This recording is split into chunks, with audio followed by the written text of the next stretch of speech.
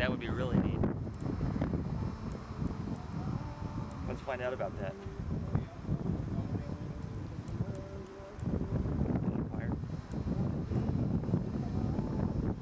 Now these are called tech pads. I buy a pack of 100 for about $6, and they're for cleaning lenses and stuff. So, yeah.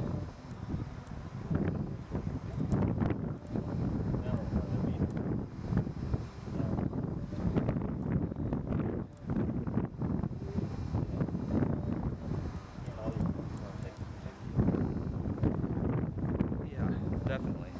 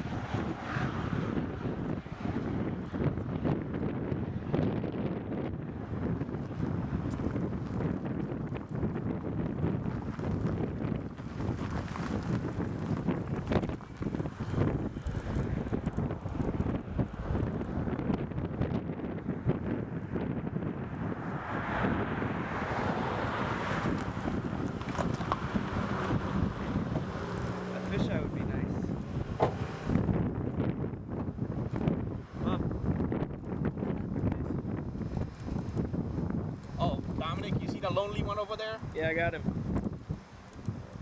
See? Yeah. Oh, wait.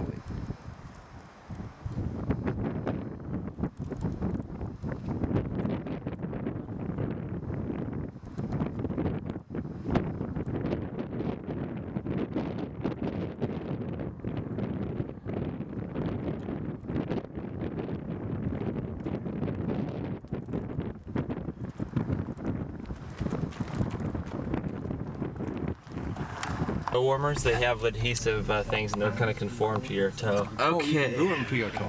Yeah. Take one, take two. Braving the, what are they called? The bog. Oh, it says 10 seconds. Take two. I know you're recording. Yeah, but it counted down to 10. I guess to have buffer or something. And off we go. Isn't that nice though to be able to pull over and just pull right on without any... Oh wait, never mind. You gotta watch behind you. There's a lot of a-holes. Don't forget your Those seatbelt. people from Boston.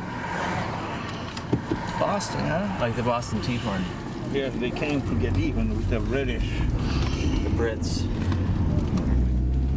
Okay. How much the farther green do you think sign- we are? The green sign will tell you. Yeah, I'm looking at it. No, but it says Fishing Village. Yeah, no.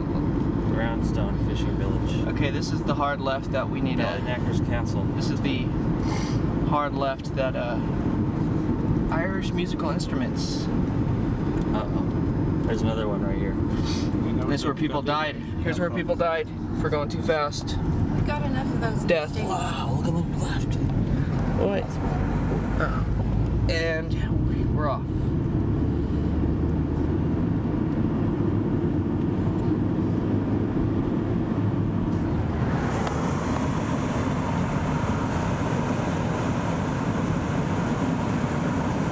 That was nice. I bet you guys You love them sheep, don't you? Fabulous. People don't have any signs to graffiti. They I do want to have sex with a sheep. Hard left. We just ran over. medium left over crest. I do want to make love to a sheep before we leave Ireland. If you don't mind. You hear him? He would love to make love to a sheep before he leaves Ireland. And we got it on film. It's that Serbian Hey, heritage. what if we meet this beautiful girl tonight and she's totally in love with you and you ask her sheep? She's like, it's a sheep. I made love to a sheep. Barbara. A sheep McGoat. Sheep, yeah. McGillicuddy. God, there's not gonna be one girl in this town. There better be. No, we're getting farther and farther away from attractive land than you can get. Oh, the kid's drunk. There wasn't a whole lot of attractive women in the last town. That's what I'm saying, and it's getting worse and worse and worse. Isn't that weird? You go to San Diego and there's just gorgeous girls everywhere. Yeah, doesn't that make you think that like Is it the hair, the jeans or something? Or? it's just the good-looking people breed with the good-looking people, and like out here, you know, you get what you got. Probably half the girls out here are inbred at some I time. almost wonder if the girls dolled themselves up like they do in San Diego, if they would look a lot better. You know what I mean? Let me just remind you, the girl you sat next to on the plane. Yeah. Yeah, They're here somewhere. She was good looking. she was a barmaid. She was kind of an older gal. She was probably really good looking in her day. You know, She's probably a 15, sex kid. 15, 20 years ago, I bet she was really, really good. Look at all that. See all that? To the left? Amazing. Coming down on here, this is a creek. Rushing. Yeah. Right? Like Shit Creek. Can you imagine a crazy boulder topples off the top, rolls down? Imagine that. Up Shit Creek without a paddle. Oh, Dad, son, can you climb up to the top and get me a boulder now? A souvenir boulder. Man, I could use a massage. I hope they have a massage bar. Look at that, he's behind, Wow. pulling. My back That's one hurts thing so I bad. really don't think they have. Well, they did it the first time. It's a youth And it's- hostel. Oh, wow, look at that. Youth hostel. Might be some young girls there. Not me. I'm sure he's pulling sheep on there. Yeah, I noticed that. That's Mary was saying that they really suffered with that days and days of rain because their coats got so heavy they could hardly walk. Oh, Shave them up. yeah. A nice shave. They couldn't shave them, Mom? I think that's done in season. You know, I don't think they can do it. Oh, they keep them for their fur, their wool. Yeah, you should. They don't eat their sheep? They probably do. I didn't ask because I didn't want to know. Right. As long as they didn't serve us mutton. Oh, medium right.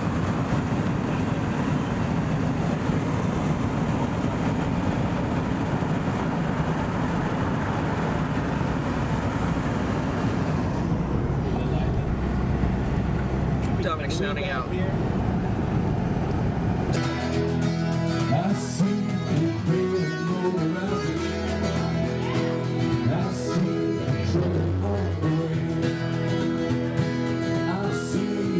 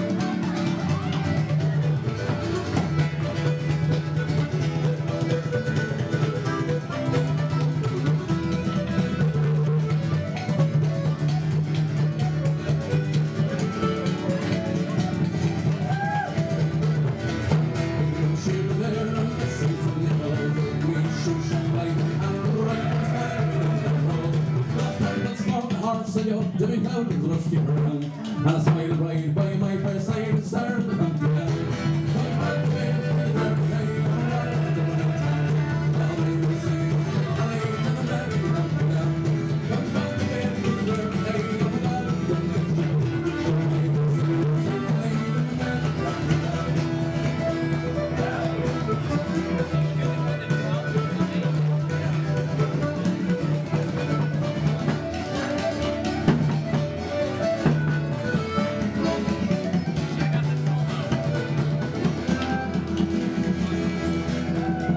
Thanks so much, folks, for listening. Thank you.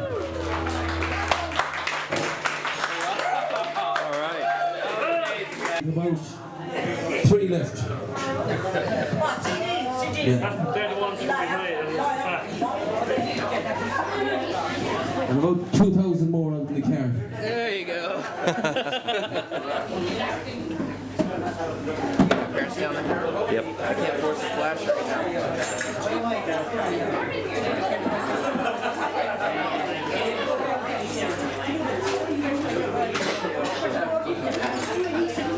Ooh, hey, look at that one. There you go. I got a bunch of good ones in. See?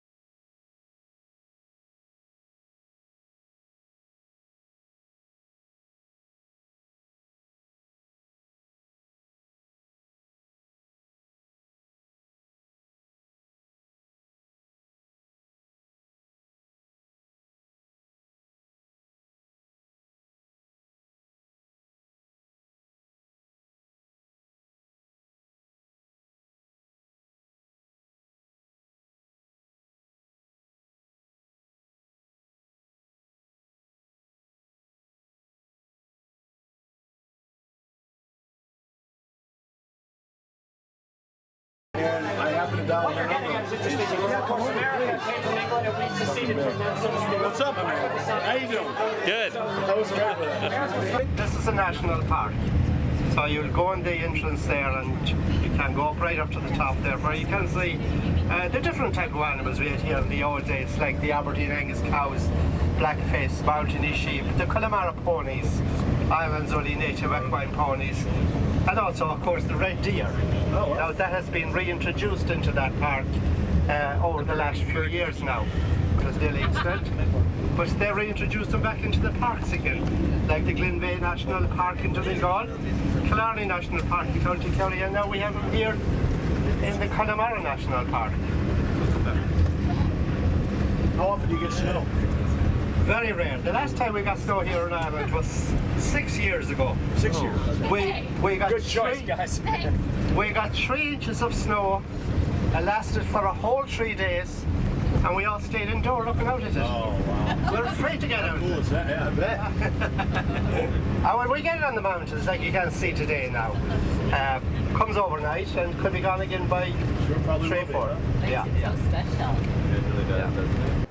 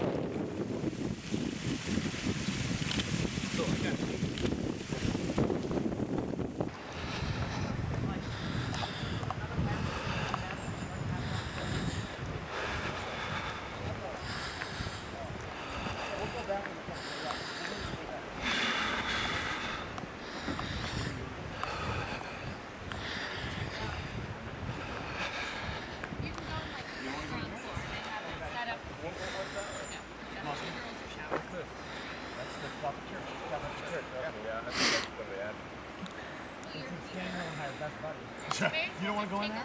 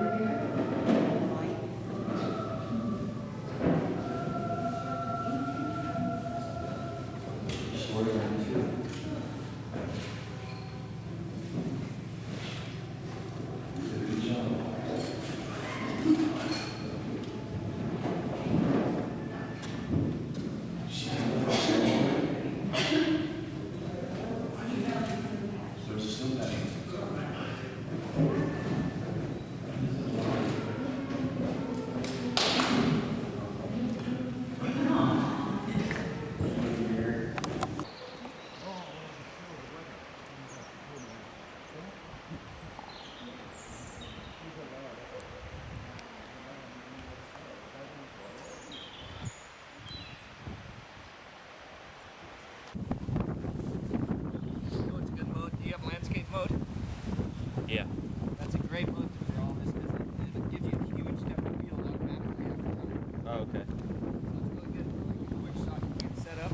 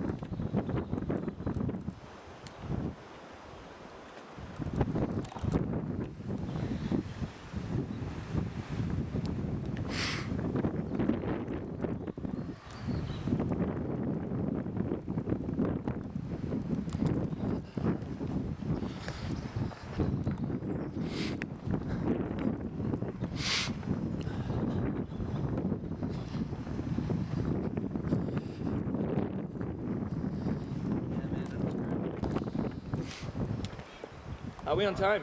What's that? Are we on time? 5 minutes to go. I hope everybody starts filing this way. That's a great cam. Pretty damn wide. Look at Yeah. see the Jesus bit on the mountain? Come here. Through the Oh, all the way up. yeah. Yeah, your lens is good for that one.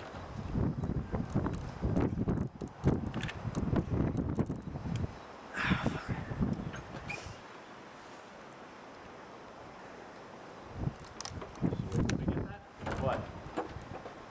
Oh, picture? Yeah, pretty good actually. Although you're sitting somewhat oddly, can you get more comfy? Very comfy. Oh yeah? Yeah. You don't look comfy. You got it. Yeah, your lens is better for that. What? What's wrong? Not satisfied with the composition. Oh.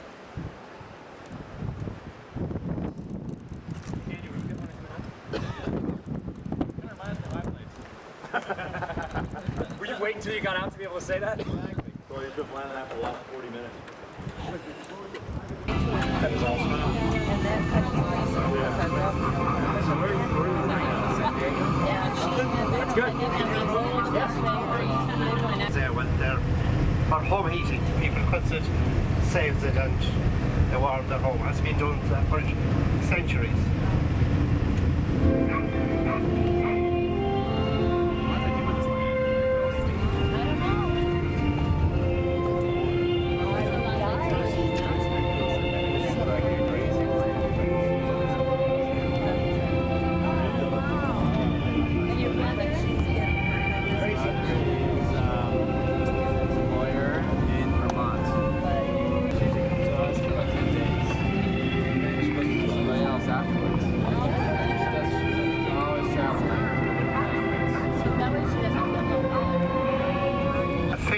Where the farmers will sell the foal from the Connemara ponies. Now these foals will fetch anything up to €10,000 if you get a good Connemara pony foal. The majority would be sold for about maybe 5,000, 2,000, but that's what they'd be expecting for a Connemara, well-bred Connemara pony foal. Now down there on your right hand side, we just passed it there, was the next station, the Mount Cross railway station. From Galway, you know, so there's stations up along the line. Actually see the original cottage that was used for the Quiet Man film. Really? Yeah. It's in ruins now. There's only just the stones of it left. But that was... Yeah, we'll be able to see it in from the road. Yeah. It's the original cottage. Cottage over the other side of the lake, and he said this was his ancestral home. Well, now the house he was looking at is actually here in the trees here. Oh, what? That right there? No, no, not that one. Okay. It's in ruins. You'll see the ruins of it now. But it was a thatched cottage in those times. A nicely kept thatched cottage. That's the road into it. You'll see the ruins. See the ruins straight in front of there. You can see the gable end of it. See the gable end is still standing to the left. But that was the original cottage. There wasn't as many trees. The one he's staying at right in the movie? Yeah, that was actually the cottage. Yeah. See the little stream here, the little river? Yeah. That comes down there, where they used to cross that river there. Wow. So that was the original cottage. Is that a bridge over there? Yeah, stone Yeah, bridge. that's a little footbridge. Oh, no, that's not the Quiet Man Bridge now. The Quiet Man Bridge is done at Walked Around, which you see, they had to show a stone arch bridge, and they stopped on top of that. But that's the house they were looking at, although it's 30 miles away. So that's movies for you. The cottage you could see across the lake wasn't actually there, it was there. That's cool. Now as we'll go down here towards Mahon Bridge here, you'll see a lot of those lakes, or rivers. Oh, this is the Falmore River. It flows down into Lough Corrib. Now we'll be going over the Falmore or the Ballinabrak River shortly, and that also flows down into Lough Corrib. Now Lough Corrib was the largest lake here in the Republic of Ireland. Now people would have used this lake in the old days by boats if they wanted to go to town, going to the market town of Galway. Well, they used their boats. There was no roads at those times, so they bring all their produce to market through those lakes. So you see one of those lakes now goes down into Lough Corrib there, which we'll be seeing on our right hand side. There's 365 islands on that lake. 365. Yeah, there's an island for every day of the year. Now it will be on your right hand side as you go down, but this was the motorways, say back in the 1800s. This house here in front of us, which is today a public house, well, that was built in 1820 by a man called Alexander Nemo. Now Alexander Nemo was a Scottish engineer that was brought in here by the Commission of Public Works, and his job was to oversee buildings of roads, piers, and also lodge houses around the west of Ireland here, and that's one of the houses he built there. He also built a little pier there for the people in the Mahon Valley to bring their produce down into the market town of Galway. He was called Alexander Nemo. He designed a village in West Connemara called Roundstone. He built a nice pier there for the fishermen. He also built a pier for the fishermen at Clifton, which was at that time run by a man called John Darcy. He was the founder of Clifton, John Darcy, but he just signed the pier. So you can see the river down on your right hand side here now and flows into Lough Corrib. So all the way up onto Cong, you'll be seeing Lough Corrib all the way on your right hand side. So I'll put you back to the movie again now. Actually, on your left hand side as we go up along the side here, you will see a disused mine, and that would have been mined back in the 1850s by Richard de Burgo. Now Richard de Burgo was married to the pirate queen Granuaile. Did you ever hear of Granuaile? Yeah, he was married to her, so he was known as Richard de Burgo. So you will see up on your left hand side further up now one of those disused mines. What's an ore mine? Iron ore. He says he doesn't hear it. He says it's a matter of complete ignorance. He says he doesn't get it. Oh, she did. What? It's very super. A fine opinion he must have of me if he thinks I'd go to any man without a proper fortune. And this you may tell you, Mr. Poppy, the first time. When I win, whatever's my own goes with me. Richard de Burgo. Now you'll see down on your right hand side, out in the middle of the lake, the castle on a small little island. You see it out there? Yeah. That's called Castle Kirk. That was built there by the de Burgos. Now Richard de Burgo, of course, owned the mine there. That was his castle there. But of course they were thrown off the island by a man called O'Flaherty's. The fearsome outfit. The de Burgos would have hens on that island. So if they were under siege, well, at least they'd have hens and eggs to eat if they weren't able to get off the island if they was surrounded. But of course when O'Flaherty took it over, he killed all the hens. Sure.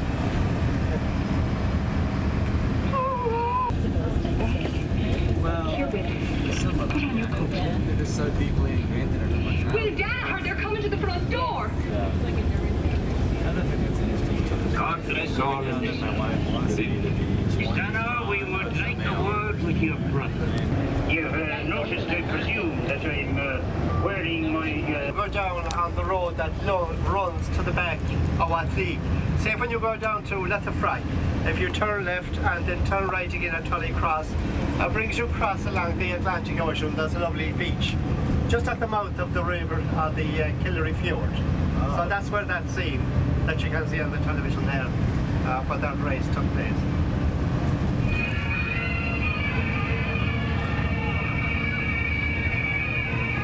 Something wrong. Special. Hello? Oh, yeah. Good. Is everybody hungry? Yes. Yeah. Yes? Good. We thought we'd pull into this little place in here and have a snack. It's just a way down the road here. It'll be off to your right.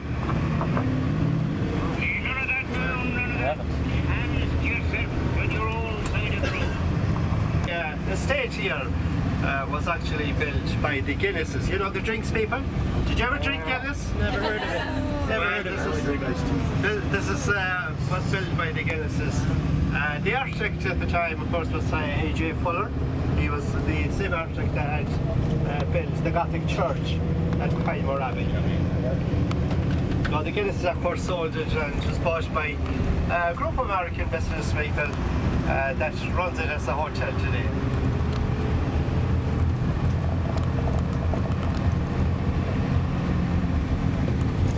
So if you're into golfing, horse riding, fishing, well, you're in paradise here. Now the lake you'll see on your left hand side again is Lough Corrib. And directly out from the castle you will see Jingle Island. It's a monastic island where there's churches that dates back to the 12th century. During the summer there's boat trips out into the Corrib here. But that's it in front of us. Ashford Castle.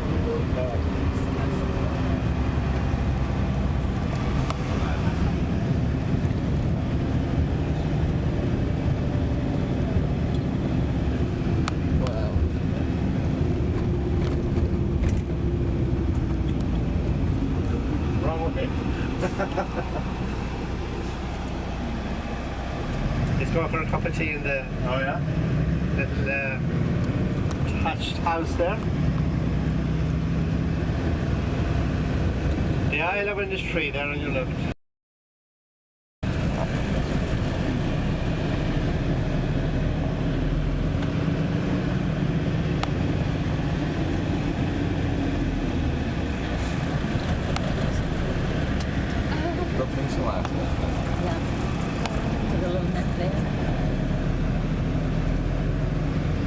All right.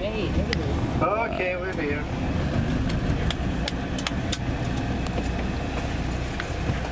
And a few sheep and possibly a few pigs. And they sold a few of those every year at that day of winter. And they lived on potatoes and becomes their basic diet. The landlords in those days, they were cruel, had a very bad reputation. The tenants had to be extremely vigilant and stick to the rules and all the rest of it. And if they broke any of those rules, even if they were in and caught a rabbit on the land or any small misdemeanor, they were just thrown out on the side of the road. And they were tough times in Ireland. At that time in Ireland, in the 1800s, there were 8 million people in Ireland.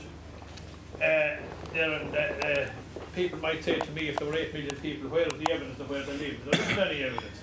They lived in hovels and shacks that they built maybe overnight from salt and straw and that type of thing. The houses and the conditions they lived in were absolutely basic. Very, very poor conditions. And as I said, in those days they lived on a potatoes was their main diet. And in the 1840s in Ireland, the potato crop failed. And because the potato crop failed, the main diet was gone, and millions of people died in Ireland in those days. They died from starvation. And those who could afford it or could get the fare together, they immigrated mainly to America. So that, are you Americans, by the way? Yeah. If you are, I'm sure you can trace people that came over to Ireland way back to the 1800s. The people who could afford it or get a few pounds together, they immigrated to America. Mostly to America. A few of them went to England, but mostly to America. And what they did in those days, the people who went, when they got a few dollars together, they sent back and brought out their extended families and brothers and sisters and all the rest. But because the potato crop failed, the tenants died, they weren't able to pay the rent, and the Browns, the landlords at that time, they got into financial difficulties and they weren't able to maintain the estate, this estate that we're on now. And it was taken over by the courts, the Incumbents Estates Courts. There was a court that was set up to regularise estates that had gone into financial difficulties and straighten out rents and leases and all the rest of it and make the estate available to be taken over by somebody else. The Browns had to abandon the estate because they weren't able to maintain it because of their financial difficulties. And at that time in Ireland, there weren't many landlords or people who had the sort of money that could buy this estate, but the Guinness family, the people who make the black beer, you probably heard of Guinness or heard of the black beer we have in Ireland. Well, even at that time, back in the 1800s, they were a famous family at that time, the Guinness family were. They had made their money from brewing in Dublin. They were there from the 1700s. And they bought the estate. They bought the estate through the Incumbents Estates Court back in the 1850s. And they're the people who developed this estate and basically built the castle, mainly as we see it now. When they took over the estate here, the place was completely bare. There were no trees in it. It was just bare ground. One of the first things they did, they started a planting program. They were very interested in tree planting. And they wanted to have trees in the immediate vicinity of the castle. In order to do that, they relocated the tenants who had little farms in the immediate vicinity of the castle, as we see it now, of the building. They relocated those tenants out to the perimeter of the estate and gave them new land and built houses for them and planted the area in the immediate vicinity of the castle. Now, as I say, they were very interested in tree planting. And when they decided to do their planting, they found that we had a limited number of native species of trees in Ireland. So in order to expand and plant the woods, they went all over the world for trees to a similar climate to Ireland, trees that would grow, the trees that grew in a similar climate that could be planted over here. And with that in mind, they went all over the world, and they got a lot of trees from America. Some of the old pines that are here, they're from America. We have a lot of American species here. In fact, on the estate here, which is very unusual, we have Californian redwoods actually, that were planted by the Guinness family. And they're the same Californian redwoods as you have in California. They're not as big now as the ones that are in California, but Perhaps later on. But anyway, the California redwoods are here. They brought over the seed, planted the trees, and they're quite big trees now. I believe, or we're told, that they planted trees for 3 different reasons. First of all, for the aesthetic value of trees. They like to have the trees around the castle. They look well. The forests look well. Look better than bare land. Secondly, they planted them because the end uses could be put to used for building and building construction and fencing and boat building and all the rest of it. And thirdly, they were very interested in game shooting. And in order to have game shooting, they had to have cover. In order to have cover, they had to have woods. So they planted the woods and they stocked them with pheasants. They had a fantastic pheasant shoot here. And it also was a very woodcock shoot. Woodcock shoot. I don't know if you ever had a before called a woodcock. A woodcock in Ireland is a great challenge for gunmen. They're birds that migrate down from the northern Europe in the winter time when they drop into the woods here. And they're a great challenge for shooters. They're not like pheasants. When they rise up from the ground, they don't fly in a straight line. They go zigzag everywhere so that you can shoot woodcock. You can shoot. You're a good shot. And because and as well as in order to stock the place with pheasants and woodcock, they brought over gamekeepers from England and Scotland because at that time shooting was big pastime in England as it still is today. In fact, the shooting became so good that it was one of the most famous shoots in Ireland for woodcock and pheasant. And in 1905, the then Prince of Wales of England, who later became King George V, he came over here with his entourage and he spent a week here shooting back in the 1900s. And in the early 1900s, they set up a record for a day's woodcock shooting for the British Isles, as we call them, that has stood to this day and will probably be never beaten, something like 700 woodcock in a week. Anyway, that's the shooting. When they set up the woods, they also set up a little sawmill in the village in Cork, which is about a mile from here. A water-powered little sawmill, which operated efficiently up till 1951, and powered by water. They also set up in the village a water pump, which pumped the water from the village right into the castle here, because at that time and even to the present day, the water that flows under the bridge here, that comes through the village in Con, and at that time the sewerage facilities weren't very good, or septic tanks for that, so the water would have been polluted. So the water in the village in Con comes straight up out of the ground, and Guinnesses in their wisdom, they put a pump where the water came out of the ground and pumped the water right into the castle here. And it's still coming from that base, from that underground stream from Con, right into the castle here and right into the fountain. That fountain goes back to the Guinnesses. Now, when the Guinnesses took over the estate, unlike the Browns and a lot of the landlords in Ireland at that time, they were very good landlords. They were very good employers. They looked after their employees very well. Not alone did they look after their employees directly, but they looked after their extended families as well. If any of the extended family got sick or had any difficulties, they would look after them. In fact, the same applies in their brewery. It applied in their brewery in Dublin. It was the ambition of anybody in Dublin, or a lot of people in Dublin, to get a job in Guinness's. If they did, they were made for life. They had a good job for life, and their extended family were looked after. And they were good landlords.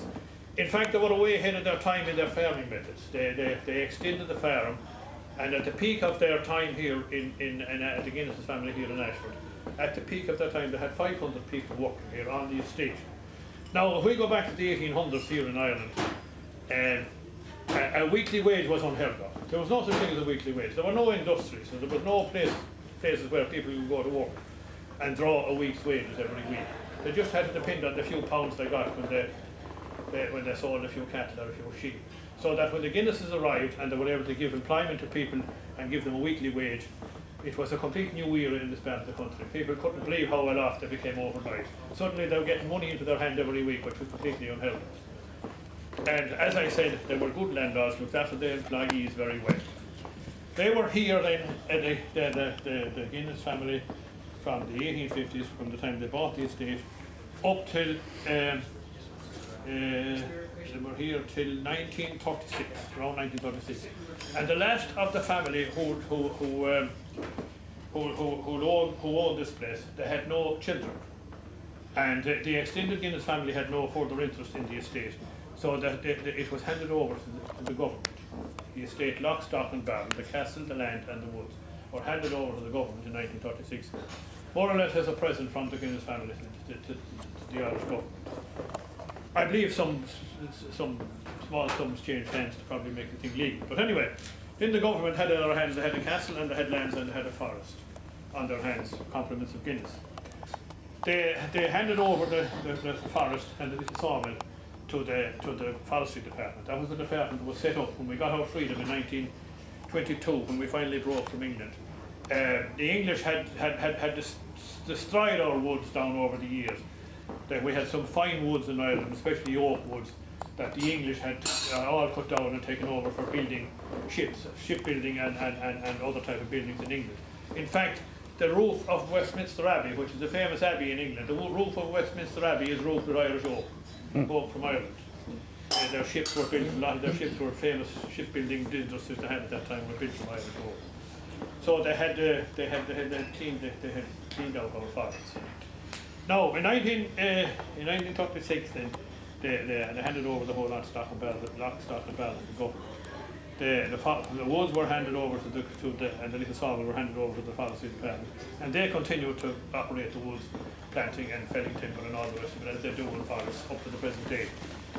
The land was divided up amongst all the tenants, all the local tenants, all the small farmers got a bit of the land when it was divided up. And then they were left with the castle high and dry and they didn't know what to do with it. At that time, back in the 1930s, a big huge building like this, there was nobody able to buy it, or nobody wanted it. It was too big for any general purpose.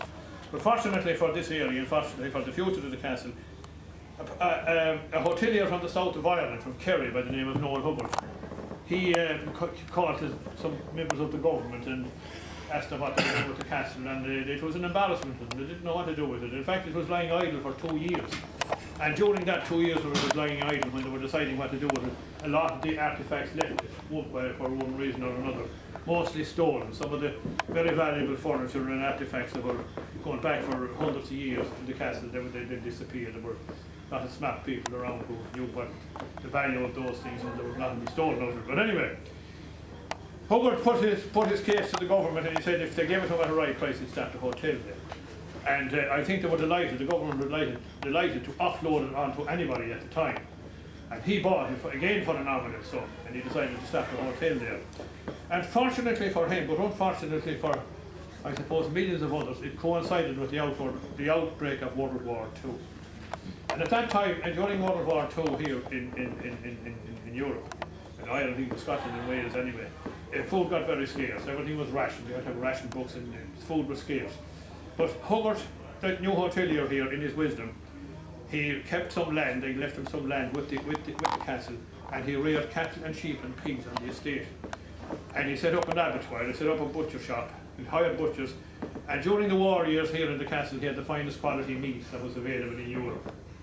And people who could afford it at that time, they came here to the castle and to the hotel as it was then, to gorge themselves on the finest quality food. And that was how it built up its reputation. He was also able to acquire drink, which was scarce at that time, because he still had contacts with the Guinness family. So that anybody who could afford it and came here during the war years, they were well fed and got plenty to eat and drink. And that's how it got its name as a famous hotel. And held its name up to the present day. During the war years, even the soldiers fighting in the war, when they got a break from their fighting, well, maybe not so much the foot soldiers as the generals and the higher commanders, when they got a break, they came over here to Ireland and spent some time here during their break to get properly fed and plenty of drink. A lot of famous people have come here during down the years. We have presidents and prime ministers and all the rest of it have come here. Your own President Reagan was here. A lot of famous people from all over the world have come here down the years. He ran the hotel then. Guinness ran the hotel. Hubbard ran the hotel then till around 1970s, and his family had no further interest in it, and they sold it on to an Irish-American millionaire by the name of John A. Mulcahy. And John A. Mulcahy bought the hotel, and he extended it. And if you want to have a look outside, we can show you what he did with the hotel and the different sections of it that were built down the years. He extended the hotel, and he also added a golf course to it. And he had the hotel then till around 1985, and he sold it on to a group of American investors who had it up to this month actually. And now I believe it's sold again. It's been sold this month. New owner has taken it over. A man by the name of Barrett, I believe, from Galway has bought it. So what happens now, we don't know. But that's where we're at now, and that's basically the history of the hotel from the 1800s up to the present day. So if there's anything you want to ask me about the hotel or about Ireland or about any little bit of history, I haven't all the answers, but I might have some of them. Did John Wayne stay here during the Quiet Man? John Wayne stayed here, oh yes, 1951 was a fantastic year here. 1951 was probably the best year for this locality for hundreds of years. Were you here? I was indeed, I met John Wayne actually. Phenomenal. Me and the Duke had a little war together, you know. Cool. He's a tall guy, huh? The Duke. He's a very nice fella. He's a tall guy? Oh, he was a big fella, he was a big man. And he loved whiskey. He used to go to the pub in Ryan's in the hotel every night. I reckon he used to drink a couple of bottles of whiskey. A couple bottles? Yes. Oh, sounds like he was Gary. Fantastic. and there were a few rows in. You see, John Ford was the producer of the movie. And the following morning, you know, the weather as you notice, sometimes it's not so good. But if there was a fine day and the sun shining, John Ford would want to get on with the business of filming. You see.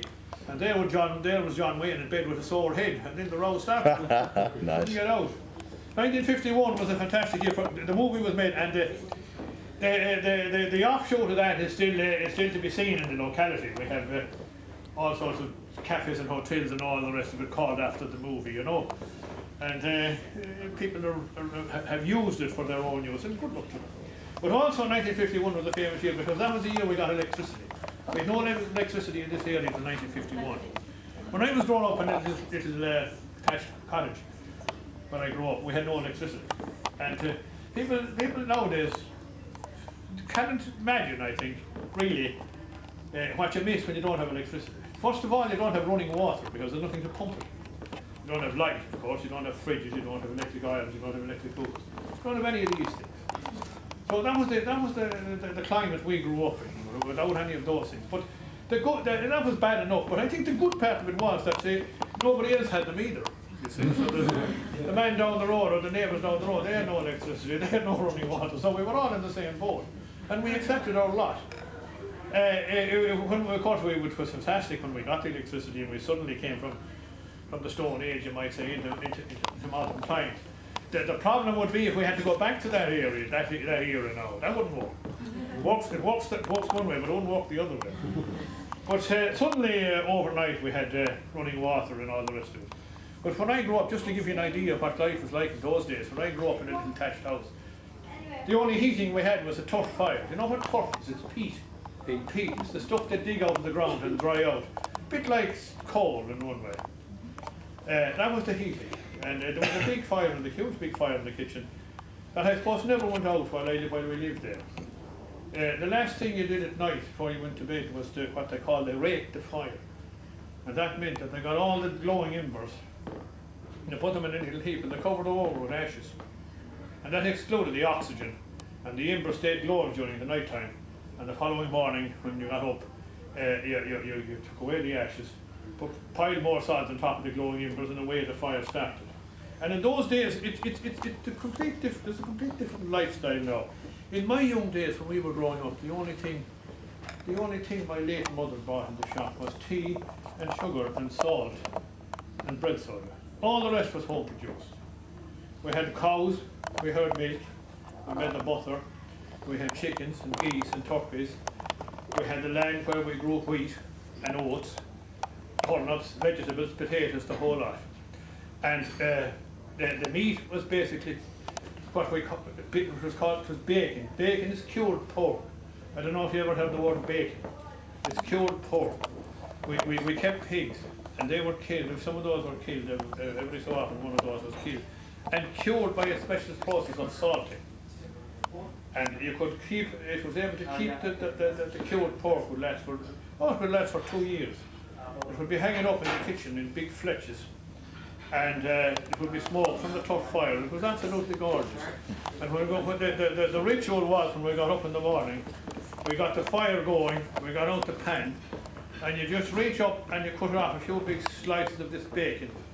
maybe a foot long, or a couple of rashes hanging out over the pan. You got the eggs that come in from the farm, yeah, and you had a big fry up, and then you had the brown bread, which was made from the flour, which was grown on the farm and brought to the local mill and turned into flour. And then we had the butter, which came from the churning and the butter and the milk on the farm. And that was the breakfast. And you know what we didn't realise is that was all organic food. All organic food, and we didn't know it. And now in Ireland, I don't know what it's like in America. But Expensive. if you got organic food now, if you bought it, and if you could be sure it was organic, you pay through the nose for it. And it might not be organic at all. But that's what we were raised. When we were raised on organic food, all organic food, and we didn't know it. That was the times that were in it. But as I said, in 1951, when the electricity came, the whole scene changed. We came from the as I said, from the Stone Age to modern living overnight. We had fridges, and we had all the radios and electric radios and all the rest of it. And I remember, just to give you an idea of the prices at the time. I remember I was working in those days. The first job I ever had actually was working when they were installing the electricity. And I remember I had £5 a week. That was my wages at that time. £5 a week. And the first item we bought, the first modern item we bought in the little cottage where we lived, was an electric radio. And that cost £20. I remember those two figures well. £5 a week. 4 weeks' wages to buy a radio. That gives you an idea how the prices were at that time. You get a hell of a good radio now for 4 weeks' wages. Yeah. But those were the times that were in it. So that's basically, yes. I wanted to know more about how you get peat, and does it replenish easily? How would you? Well, where does peat come from? Well, yeah. How do you harvest it? Well, peat is decayed vegetation. Peat grew in wet areas. Supposing you had a lake now, and a shallow lake that got constantly was wet, watery. Plants that grow in these moist conditions constantly kept growing and rotting in that lake. And over thousands of years they grew and grew and grew, so that, after maybe a few thousand years, you had a mushy section of decayed vegetation. Very, very soft, pure, soft, very, very soft. And that